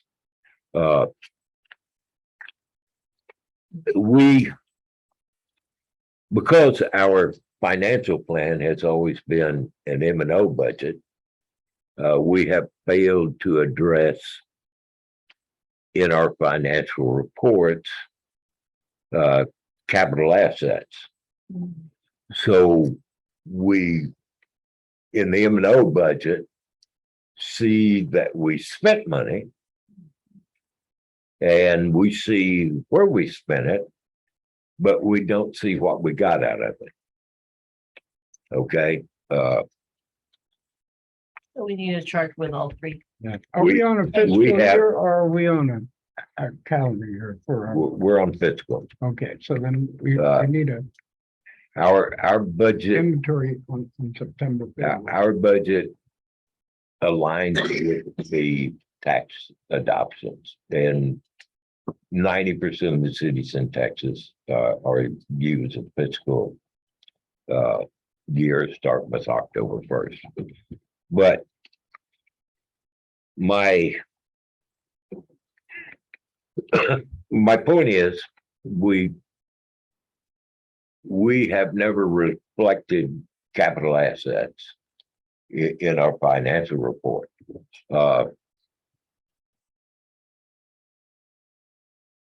Somebody might ask, what's a capital asset? For instance, anything of value for. Oh, it has to. Okay, the state defines a capital asset as anything purchased that has a useful lifespan of 1 year or more. The federal government defines it as having a lifespan of 2 years or more. In general business, a capital asset is something that lasts longer than the current reporting period. So we have capital assets. A shovel is a capital asset according to the state definition. For accounting purposes and financial reports, we have what they called a capitalized capital asset. And capitalized means that it exceeds a certain value. By the first definition, Catherine's staple gun is a capital asset because it's going to last over a year. There is a threshold for capitalized items going on a financial report because we really don't want to maintain a maintenance and tracking record for a $5 staple gun, or probably not even for a $10 staple gun. Probably will go under office supplies. Excuse me? Office supplies. Well, as I say, strictly speaking, it is a capital asset, Technically, yeah. but it's not a capital asset we want to try to track. Okay. Let's go to another. That'd be durable expenses. Let's go to another item. Corporal Castillo has a city issued handgun. Right? City issue? No. No, No, you got two personal weapons? we don't. have one. Okay, I guess we don't own guns in this city. we, As a city. all right, Like, well, There we I have some. I happen to know that the city purchased a shotgun for the police department. Purchase of Okay. handguns too. A shotgun, Did they? Custody? He's making it, he said, like, what? It was before he started. Oh, Yes, I the see. city purchased. He's it. like. You do have a shotgun. a shotgun like, it's not- is a capitalized asset. And it's actually depreciated over 10 years. And the firearms in certain classes, no matter what they cost, they're a controlled capital asset.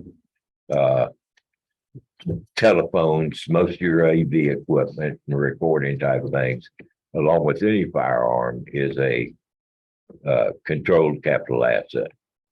We need to inventory and register all of the city's capital assets for transparency and to allow citizens to see, you know, yes, we spent this money, but it's not gone. This is where it's at. We have vehicles, we have computers, we have phones, we have a server in the back room, but AC. That brings me to- air conditioning.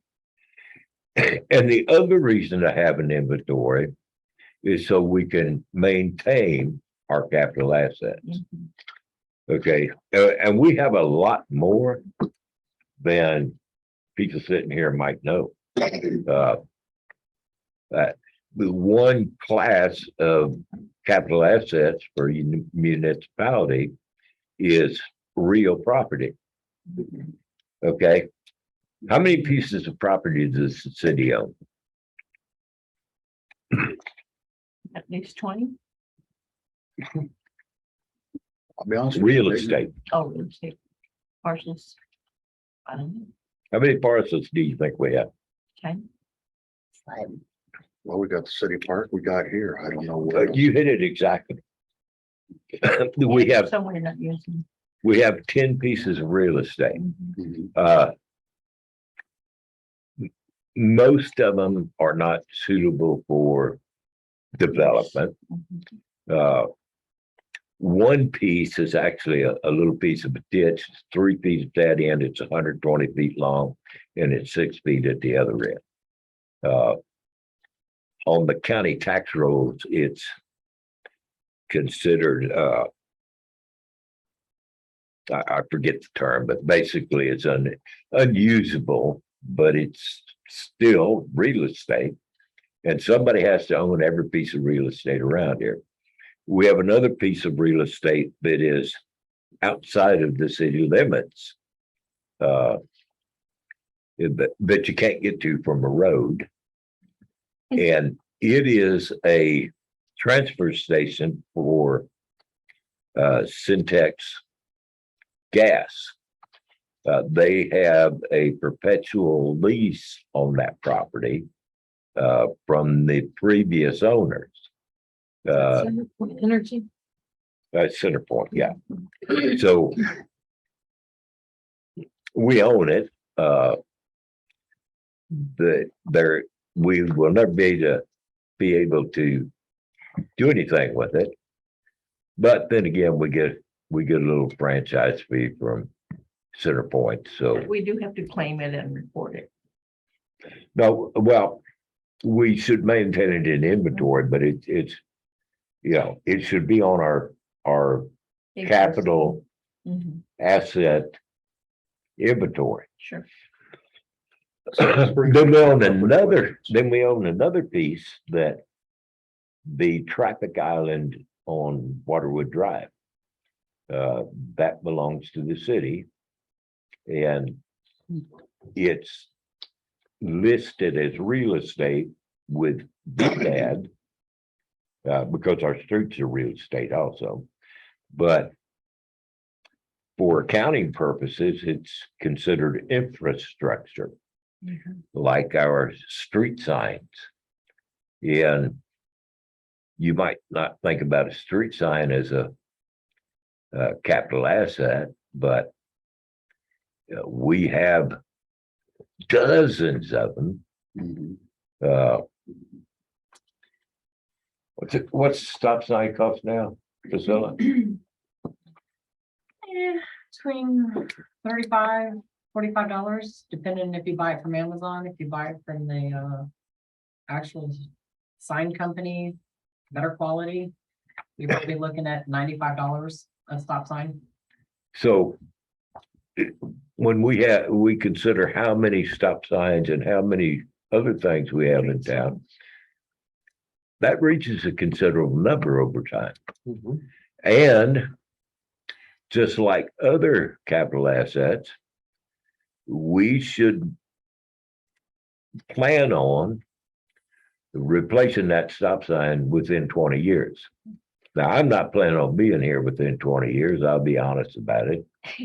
But if you don't track your capital assets, one, you're not responding to the citizen, you're not being transparent where that money's going, Mhm. just we spent it. And we're not showing anything for it. We can right now say, well, yeah, we spent this money, but we have 6 police vehicles and we have 2 trucks. We now have a city hall building. Okay, the other side of the story is when you develop that inventory, how long is this building going to last? How long are those seats out there going to last? How long are these chairs going to last? Part of developing a financial plan is an asset depreciable? And most of them are, and they're going to wear out. The firearms we talk about have a life of 10 years. Most office type furniture has a life of 7 years. Most computers have a life of 4 years. My CPA suggests we replace our computers every 3 years. Well, in You know, business, Useful life, before it goes out and you lose everything. So tell me this, how many departments do we have working within the city? how many departments do we have? Yes, that I Uh, don't know. I mean, I know we got police officers. Public works. We Control. we have a Animal police department.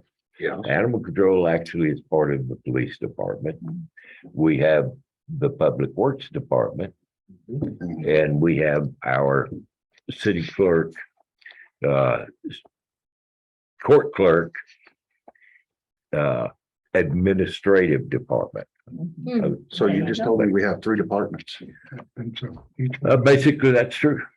Okay, How about council? because through all this, as you've explained it, and dear God, what a great education I got tonight. we need an inventory from every department. That's the way it's done. And the That- hard part is, how much time do we give them? Because some of these departments are kind of scattered. But I And when I say- totally agree, but if we don't have this conversation, No, you're right. yeah, they'll still be scattered in Sure. 10 years. So that's why I'm asking, how much time would it take for each department head? Because there's one person in charge of each department, no matter how many people they got, to get that inventory done. Being realistic, I think we need to start with the program first. a program of what?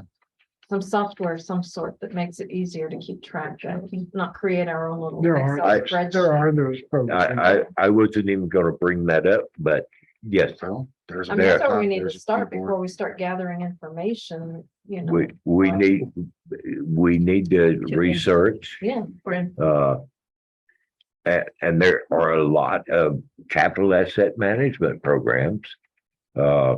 We need to research which of those might best serve our city.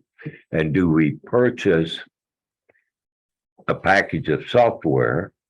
Or do we purchase a cloud-based service where Wait on when the that. computer fails, We have a backup. we have a synced backup that we can download to the new computer? So, I think Uh, that's. as I say, I'm not offering answers. I'm just, Okay, then how about Let's stay this? start with that. I'm gonna ask Alderman Martinez to do research on finding that for us. Start with a program. if, Find a if, program. To include the backup, the iCloud Yes. backup. To If you include don't mind, I'd possible rather backup take of- that on. What's that? I would rather take that on Because she's gonna have to be the one to use it. She knows what she's looking for. Work with the alderman, please. I shall. Don't look at just one program, look at No, multiples. no. Because I mean, here's an Well- interesting thing. Well, I don't know. Is our systems all Apple based? Are they all Word based? Are but we mixing MS-DOS in there? no, there, Oh, you laugh. I use AS400. I got DOS. I do. Uh, like It that. drives you crazy on a keyboard. here's, But I'm just trying to get us in a direction. Get us Okay. started. there are a lot of options and we will look at them and ask for demonstrations. Priscilla and I had a demo of a public works, So, module that works with our iWork, oh, okay. platform. And we're gonna make recommendations on that as we advance. Part of public works. But, and that module has some inventory capability and workload capability, but it doesn't have inventory capability for what we're addressing in the capital asset management. So, I can also reach out to a lot of the surrounding city clerks and ask what program they use just to start, just like with court, there's different Yeah. softwares and. things. well, like I say, more mature cities all have a capital asset management and capital improvement plan addressing one day this temporary building will have to be replaced. And when that day comes, it would be nice if we have a capital improvement fund Mhm. and a capital improvement plan.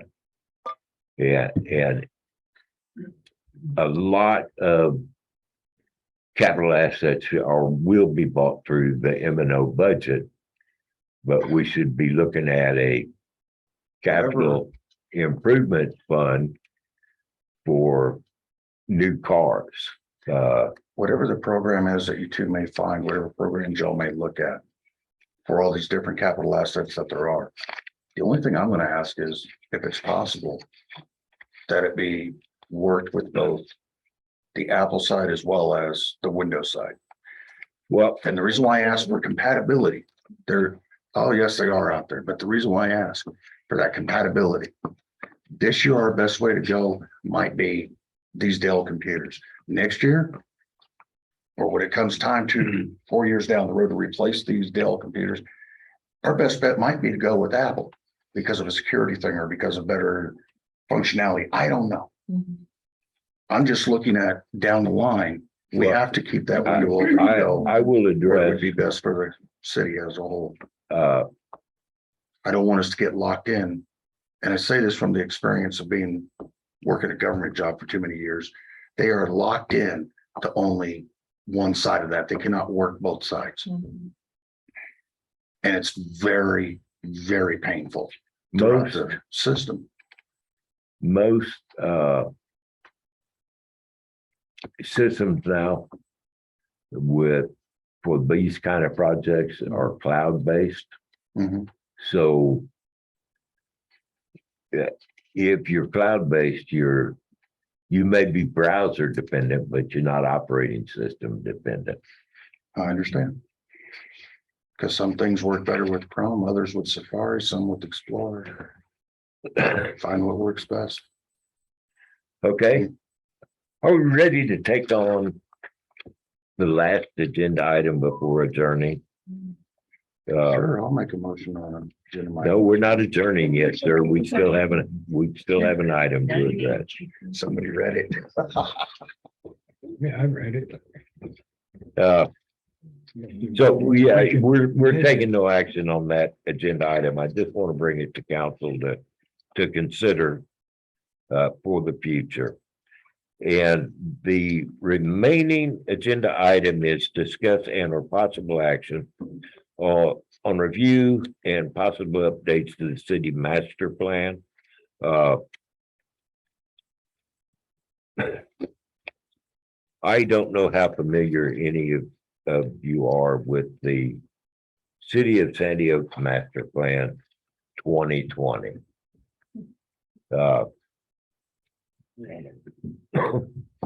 The purpose of a master plan is to give the city direction.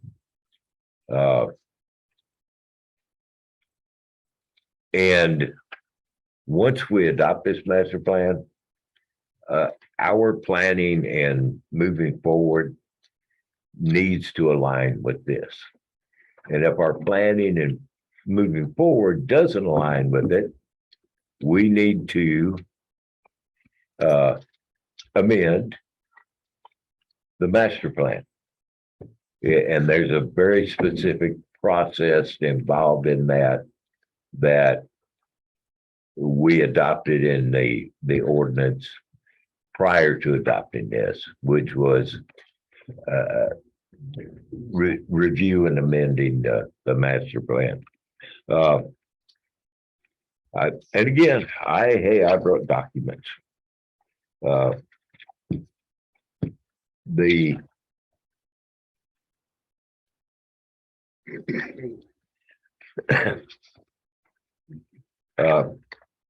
I had copies printed so everybody can take this home as homework. The reading our master plan, there are some factual errors in it, but I also feel like council should review the master plan at least annually to address the goals section of it. And are these goals we still want to proceed with? Are these goals we have proceeded with? Can we cross this off our list and move forward with something else? And here's one for you. Here's one for you. Here's one for you, Cassandra. And you get one. Okay, so if you'll take your master plan and turn right to page 12. And this is an amended master plan because the original didn't have page numbers. I stuck page numbers and more table of contents. I do that a lot with documents to make it easier for myself. So if we turn to page 12, The second, heading down there is Parks and Community Center. When this was written, yeah, it was pretty much true. Yeah.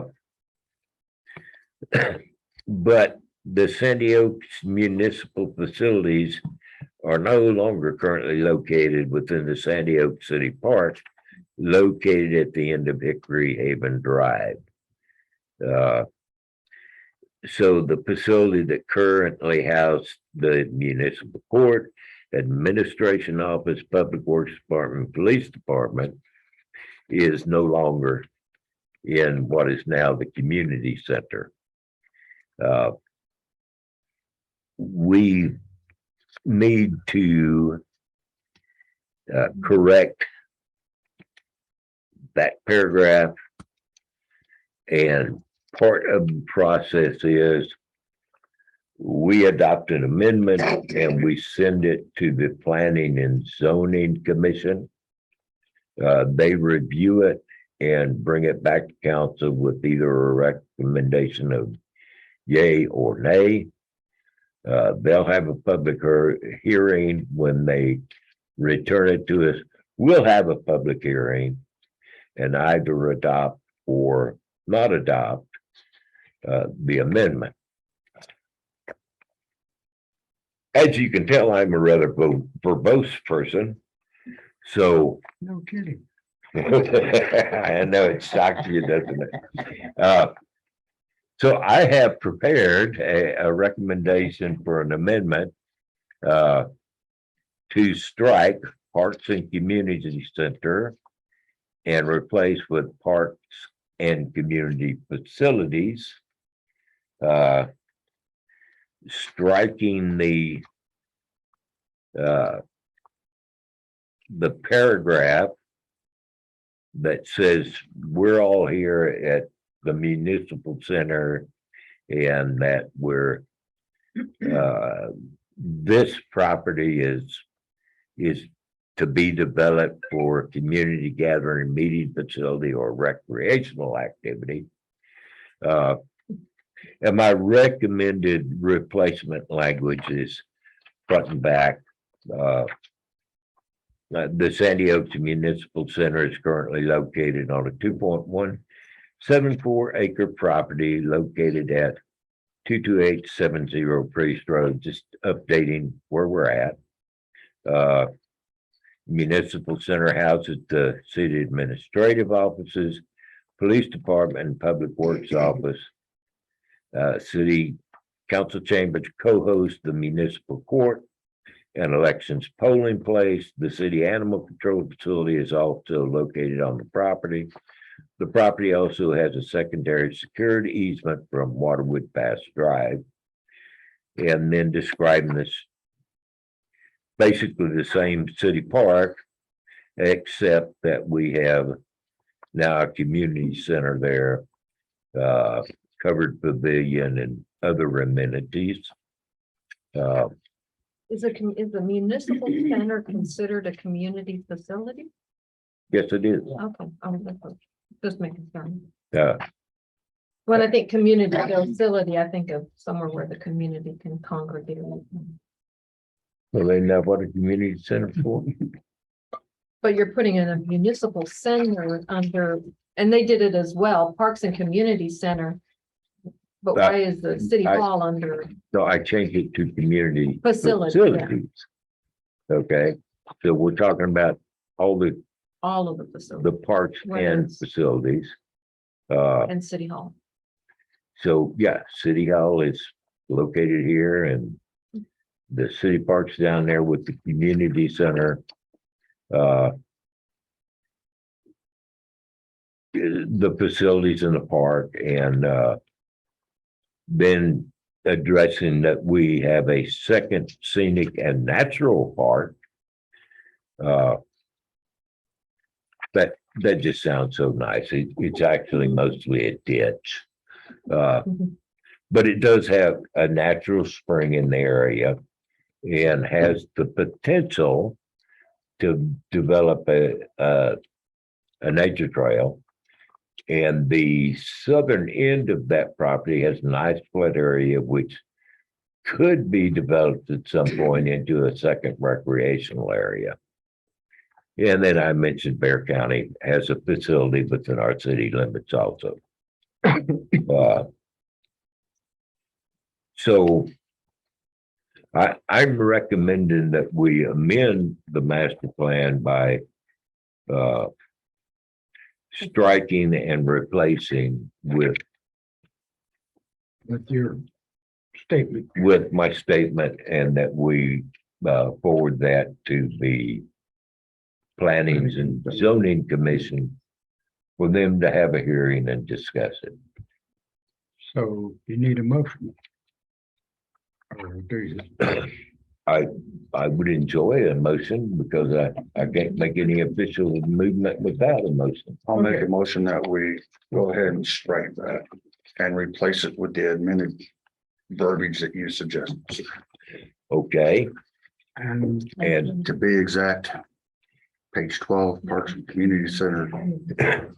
Amend it and replace it with what you have there in red. How is that gonna be? and have to forward it to the planning. Forward and- it to the Planning and zoning. Zoning Commission. The okay, ordinance Mr. also President. requires the reasons for the amendment to be submitted to planning and zoning. Add along with the with reasoning, text. because we have moved a municipal building. Can we use municipal? okay. So if Just that one word, does it apply, or should we leave? Instead of parks and community facilities, is parks and municipal facilities? Or is that, it can be stated either way. Okay, I am there's two different addresses, so it's, so we already have that. yeah, all right. I am really working hard to try to develop a sense of community here. Yeah, And the word is better received. the community actually owns everything in the municipal. Okay.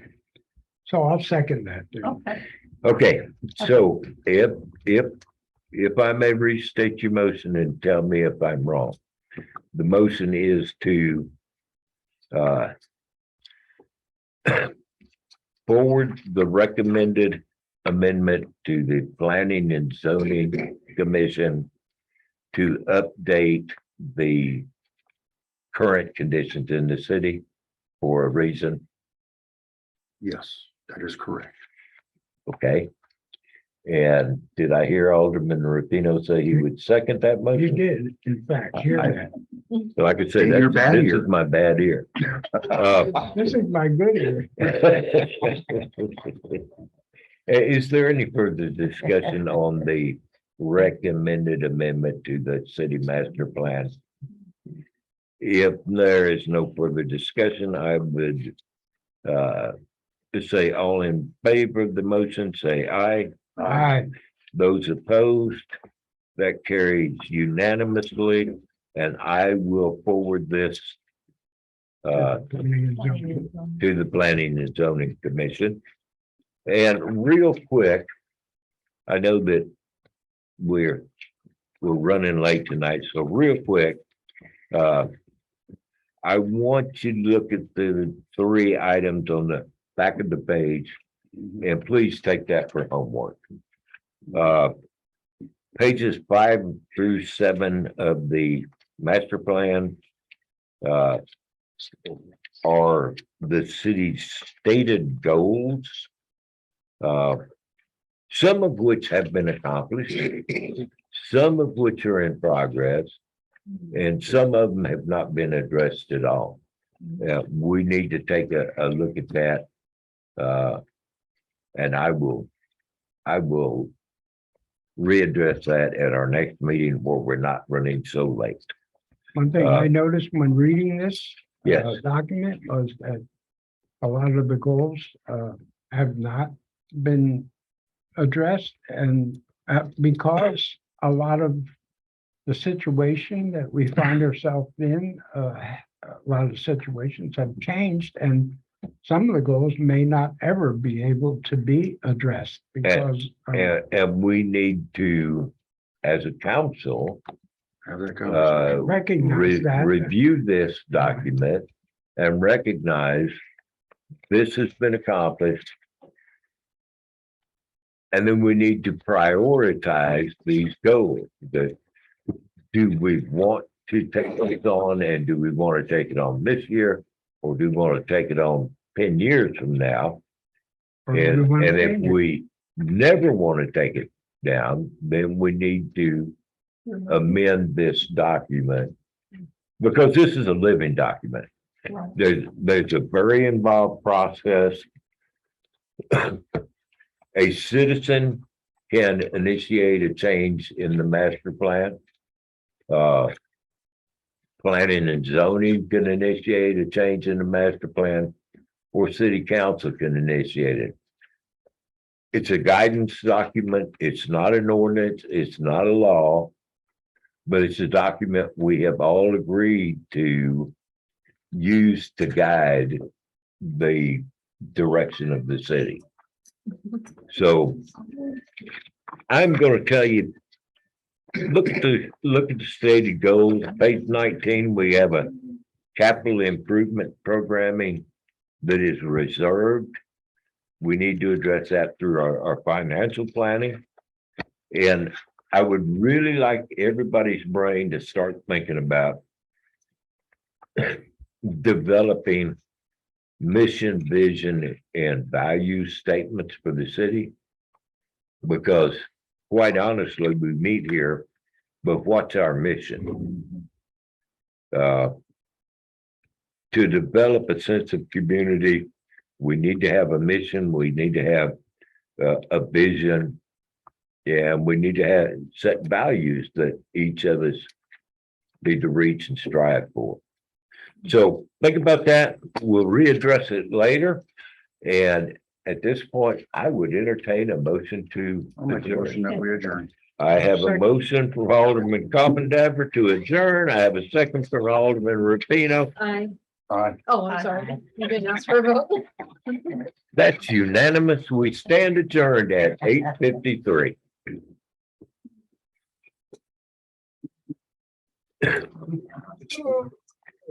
It gets complicated sometimes.